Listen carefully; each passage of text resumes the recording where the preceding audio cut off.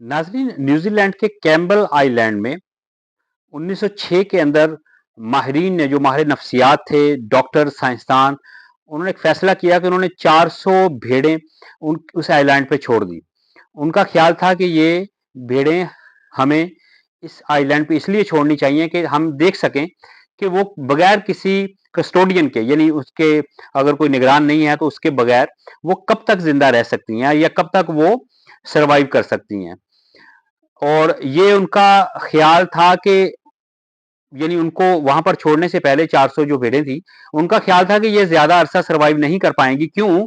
क्योंकि उनको जाहिर है कस्टोडियन की जरूरत होती है, और उनको पता चलेगा कि हमने किधर जाना है, किधर नहीं जाना, कहाँ बैठना है, कहाँ सोना है, क्या खाना है, कैसे खाना है।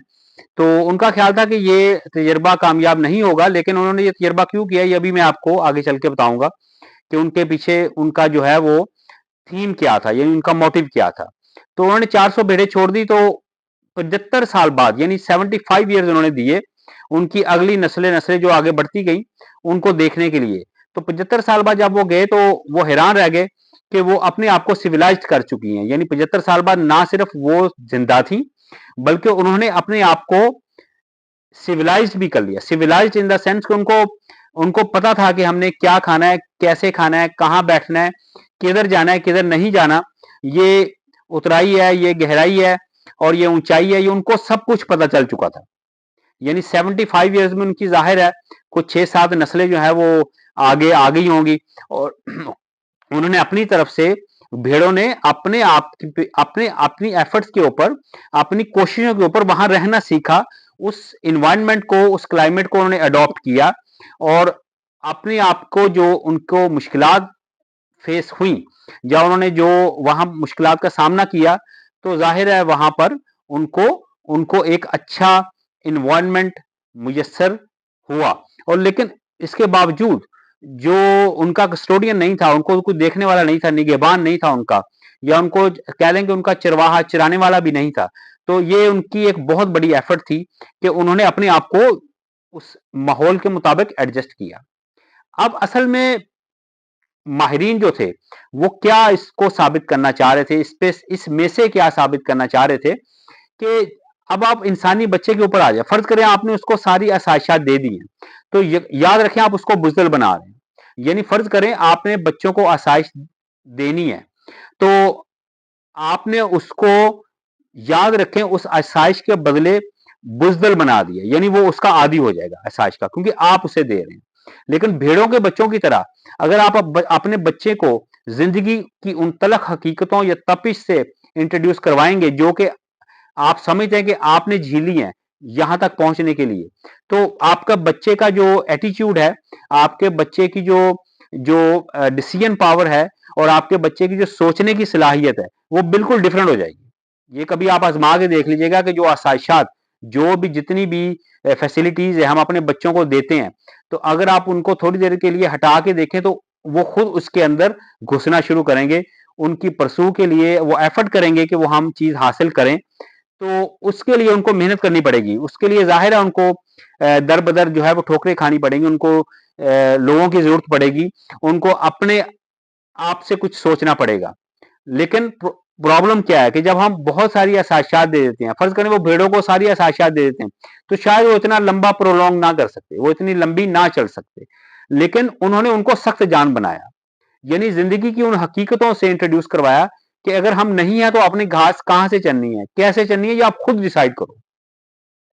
कहां आपने उतरना है, कहां बैठना है, कहां सोना है, ये आप खुद डिसाइड करो। लेकिन अगर वो सारा कुछ खुद करते तो शायद वो भेड़ें उतनी वेल ट्रेंड ना हो सकती जो कि उन्होंने उनकी गैर मौजूदगी में अपने आप को किया। सेम इंसानी बच्चे की ये मिसाल दी जाती है कि आप अपने बच्चे को उस वक्त तक फैसिलिटेट ना करें जब तक कि वो उसका डिजर्व ना हो जाए।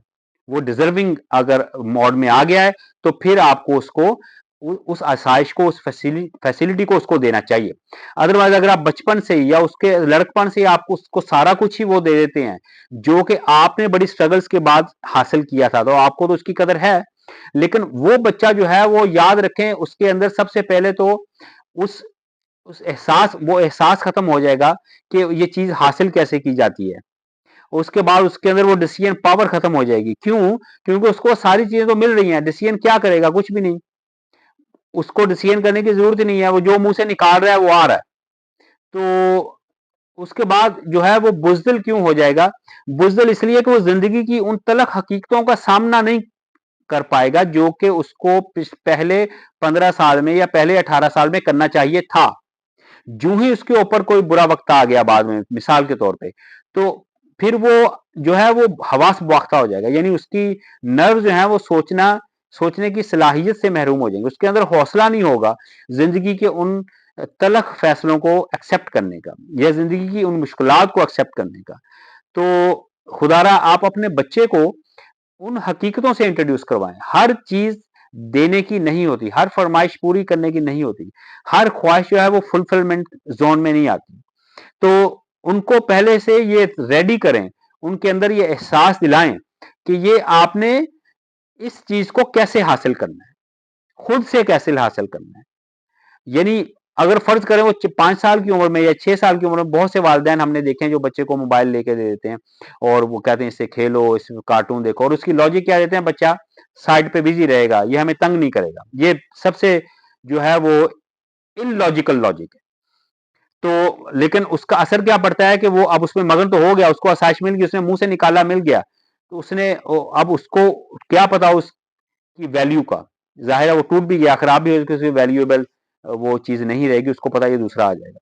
तो इस हवाले से क्या होता है कि हम एक जोन में एक खास अरसे के लिए, फर्ज करें 2-3 साल के लिए, वो बिल्कुल कट ऑफ हो जाता है जिंदगी की उस हकीकत से। तो आप प्लीज अपने बच्चे को वो चीज या वो आसाइश लेके दें जो कि आप समझते हैं कि हत्तल अमकान, हत्तल वसा कोशिश करें कि वो जरूरी है। अदरवाइज जो है वो उसको कभी भी उस जोन में ना लाएं जिससे वो अपने आप को नकारा महसूस करना पड़े। उसको नकारा महसूस करने की वजह भी यही होगी कि उसको पता है ये मुझे मिल जाएगी। तो इस पे आप लाजमी वर्किंग करें, कोशिश करें, और इस बात को अडॉप्ट करें कि आपने हर अपने बच्चे को हर वो चीज नहीं लेके देनी जो वो मांगता है, क्योंकि बच्चा दूसरे बच्चे को देख के या जिंदगी के, जैसे अभी आप सोशल मीडिया वहां पे देखे, उसको बहुत सारी चीजों की जरूरत पड़ेगी, मुझे ये भी ले दें, ये भी ले दें, ये भी ले दें, लेकिन जाहिर है उसका वो डिजर्व नहीं होगा। तो डिजर्व नहीं करता होगा इसलिए कि उसकी वो एज नहीं है, उसका वो मेंटल अप्रोच नहीं है। तो उसकी तालीम के लिए, अच्छी तरबियत के लिए पैसे लगाएं। खाना और चीज़ है, और जो है वो उसके लिए पैसे ज़ाया कभी नहीं होते, लेकिन असाशात के लिए उस बच्चे को एक मुकर्ररा उसकी जो एज है, उसकी जो उसका जो टाइम है, उसका इंतज़ार करें प्लीज़। इंशाल्लाह उम्मीद है आपको ये वीडियो, ये ख्यालात पसंद आएंगे। अपने कमेंट्स में इसका इज़हार कीजिएगा। नेक्स्ट वीडियो तक के लिए इजाज़त दीजिए। अल्लाह हाफ़िज़। Thank you.